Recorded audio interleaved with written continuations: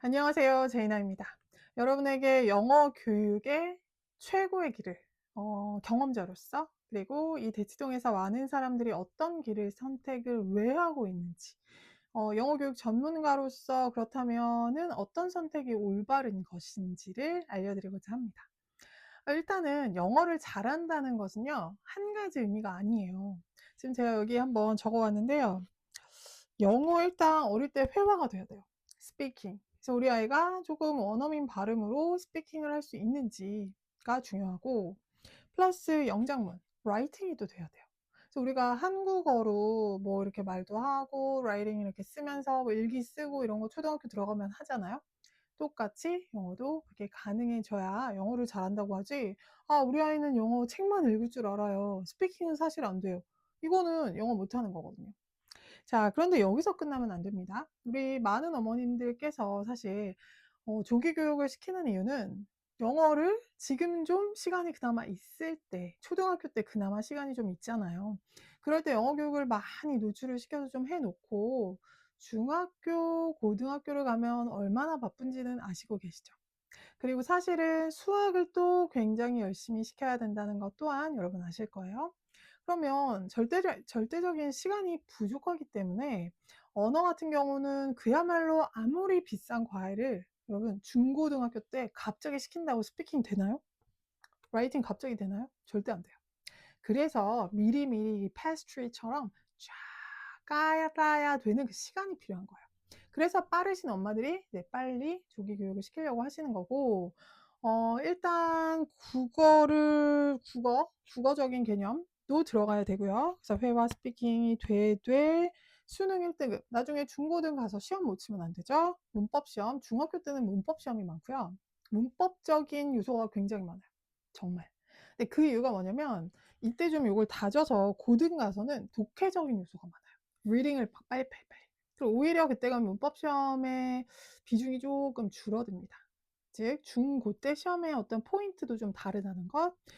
마지막은 이거예요. 글로벌한 인재. 우리 아이가 대학교 가서, 그리고 대학 졸업하고 뭐 대학원을 가든 회사를 들어가든 이 아이가 어떤 전문직을 가질 때 또 영어 때문에 발목을 잡는 일은 없어야 된다는 거예요. 그래서 이 모든 것을 우리가 이 아이한테 이제 주기 위해서 어떻게 해야 될까? 일단 저는 그 신문이나 이런 데서 이제 많은 말들이 나와요. 뭐라고 많이 나오냐? 아니, 어린아이들한테 어떻게 영어를 힘들게 그렇게 시키냐? 일단 조심할 거 하나 있어요, 여러분.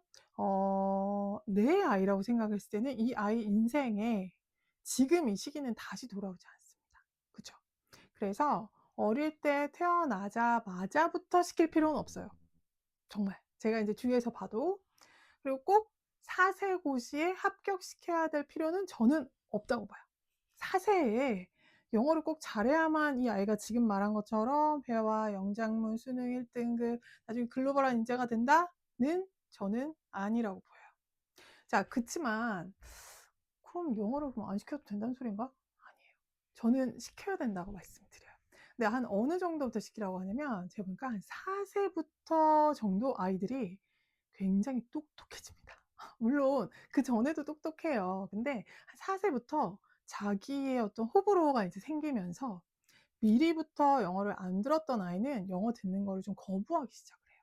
그래서 우리 어머님들께서 하셔야 될 건 거부하기 전에 영어를 굉장히 음악처럼 거부감이 들지 않게 하는 게 첫 번째 미션이에요. 기억하세요.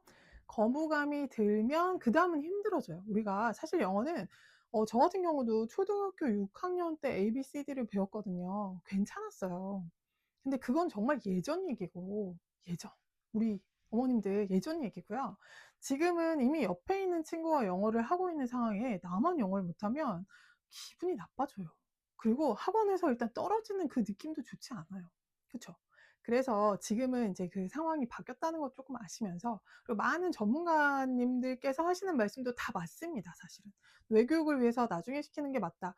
그 말도 맞아요. 근데 이제 제 말은 억지로 시켜서는 절대로 안 되지만 음악처럼 까셔서 거부감을 없게 하는 게 첫 번째 미션. 그런데 그 4살이라는 거 전후로 한 4살, 5살 되면 아, 나 엄마 이거 안 할 거야. 영어 꺼. 뭐 이런 식의 반응이 나와요, 이제. 그래서 그 전에 좀 미리 좀 아이가 들을 수 있는 환경을 만들어 놓을 필요는 반드시 있다. 그래서 저는 친한 사람들한테는 야, 그냥 TV 우리가 뭐 보여줄 수 있잖아요. 그리고 태블릿으로 뭔가를 볼 때도 넷플릭스밖에 안 보이게 해. 저는 이렇게 말해요. 그러니까 이 아이한테 옵션을 주질 않아요. 일단 쪽으로 가면 한국어 쪽으로 그냥 갈 수밖에 없는, 그쵸? 한번 예를 들면 이 아이가 만화를 보면 옆에 있는 게 다 한국어로 뜨니까 계속 클릭할 수 있는 시스템을 얘가 알아버린 거예요. 그래서 차라리 깔지 마라. 이 아이가 가진 거에는 어떤 그 태블릿을 여러분이 어쩔 수 없이 보여주신다면 넷플릭스만, 근데 그것도 영어로 나오게 설정을 할 수 있거든요. 그래서 그것만 볼 수 있게, 난 어쩔 수 없이 영어만 볼 수 있어, 그러면 애들이 받아들여요. 진짜 이거는 많은 사례가 있습니다. 중요한 건 그 다음이에요. 그래서 그 조기 교육이라는 개념보다는 먼저 아이들을 이렇게 노출을 시킨 다음에 우리 아이가 좀 영어로 책을 읽었으면 좋겠죠. 당연히 모든 어머님들께서는 옆집 아이는 읽는데 나만, 우리 아이만 못 읽으면 초조해져요. 자, 근데 한글을 언제 교육을 시키실 거예요? 한글 같은 경우도 아이들마다 굉장히 다릅니다. 빠르면 4세, 5세, 6세 이제 이렇게 쫙 이렇게 가더라고요. 근데 제가 주위에서 보면 또 한글을 늦게 뗐다고 해서 이 아이가 평생 수능 1등급이 안 나오고 국어를 못하지는 또 않습니다. 그래서 너무 어머님들께서 빨리 우리 아이가 딴 애보다 해야 돼 라는 생각은 버리세요. 자, 중요한 건 우리는 장기간 이렇게 길게 보셨을 때 방금 제가 아까 알려드렸던 길게 이게 돼야 되는 상황이잖아요. 우리가 빨리는 했지만 다른 게 안 되면 아무 의미가 없다는 거예요.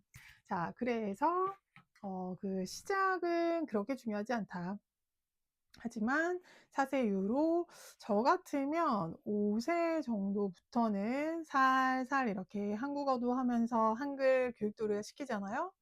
영어도 이렇게 따라서 써본다든지, 이렇게 이 따라 쓰는 게 굉장히 중요해요. 안 써보고 눈으로만 이걸 익히는 건 굉장히 어렵습니다. 그래서 어떻게 보면 A 이렇게 따라쓰기 하고 B 따라쓰기 하고, 근데 이걸 막 한 달 만에 알파벳을 따게 하겠어 이런 생각 하시지 말고 그냥 매일매일 A만 쓰는 거예요. 예를 들면 이번 주는 A만 계속 써요. 그래서 A 그림처럼 이렇게 쓰게 만들고, 그 다음 주는 또 B만 계속 이렇게 쓰게 만들다 보면 이 아이가 어느 순간 이 파닉스 책을 딱 보다 B, C 자기가 쓰던 거니까 알아요.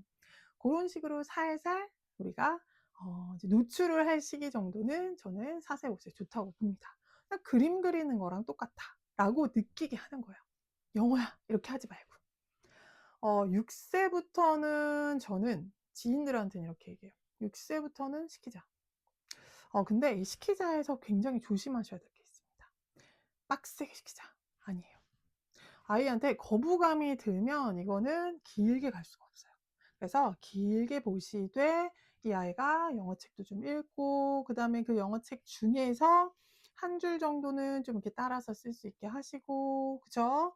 그리고 이제 스피킹도 좀 할 수 있는 환경을 주시는 게 중요하다. 근데 6세에 시작을 안 했다고 해서 이 아이가 영어를 못하냐? 제 데이터가 워낙 많잖아요. 그렇지 않아요. 어떤 아이는 형제인데요.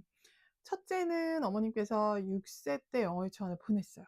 그래서 6세, 7세 2년을 다니게 됩니다. 그런데 너무 힘들죠. 첫째를 이제 막 케어를 하다가 둘째 때는 이제 사실 경제적인 것도 정말 비싸기 때문에 무시할 수 없거든요. 그래서 큰애를 또 그러면 6, 7세 영어 유치원을 보내면 또 그다음 8세에는 영어 학원을 유지시키기 위해서 보내야 된단 말이에요. 그죠? 그러면 이제 둘째를 어떡하지 하다가 7세만 영어 유치원을 보내셨는데, 오히려 나중에 이 아이들이 중학교, 고등학교 가서 보면 그닥 차이가 없어요. 그래서 길게 보시라는 말씀 제가 계속 하는 거예요. 자, 그렇다고 무조건 7세가 가성비가 최고야, 7세만 보내 라고 하는 말씀 드리는 건 아닙니다. 왜냐면 아이들마다 언어의 능력이 차이가 나기 때문에. 하지만 늦어도 조금은 이제 책도 좀 읽게 하고 글도 좀 쓰게 하고 하는 건 한국어랑 저는 영어랑 약간 요 정도 차이가 났으면 좋겠어요. 한국어가 먼저 가야 되고요, 무조건. 그리고 영어는 좀 이렇게 바로바로 따라가는 시기로 가시면 좋습니다. 초등 때는 계속 이렇게 좀 가게 하시면 좋아요. 제일 나쁜 케이스는 뭐냐면 한국어 교육을 안 시켜요. 즉 국어책도 별로 안 읽고 그랬는데 그냥 영어 유치원만 보내가지고 영어 책의 레벨은 막 이렇게 올라가 있어요. 어쩔 수 없이 인제 3 년 차, 2년 차, 1년 차 하다 보면 이게 차이가 나야 되니까 그 영어 유치원에선 어려운 책들을 선정을 하거든요, 3년 차나 2년 차는. 근데 사실 정작 그 아이는 그렇게 두꺼운 국어로 된, 즉 한국어로 된 책은 읽어본 적이 없는 아이인 거예요. 그러면 숙제를 못 해내요. 숙제도 못 해내고 엄마랑 같이 싸우고 막 이렇게 막 답하다가 막 화가 나고 인제 같이 난리가 나는 거예요. 그러다가 영어를 싫어하게 됩니다. 그러면 제가 아까 말한 이게 가능해질까요? 절대. 그래서 괜히 그러면 애만 붙잡고 힘들었던 거예요. 돈만 어떻게 보면은 어 투자한 그 시간, 돈, 에너지 전부 다 날리고 아이는 영어를 싫어하고. 그래서 절대 그렇게 하시면 안 되고 살살살살 끌어당긴다. 그리고 처음은 그렇게 노출의 개념으로 가시되 이 아이의 어떤 상황을 보시면서 하시되 6 세, 7 세부터 우리가 쫙 이렇게 들어가시면 된다로 기억해 주세요. 자, 다음 앱 버전에서는 제가 인제 영어 유치원 관련된 거, 일반 유치원 가야 되냐, 영어 유치원 가야 되냐 말씀드릴게요.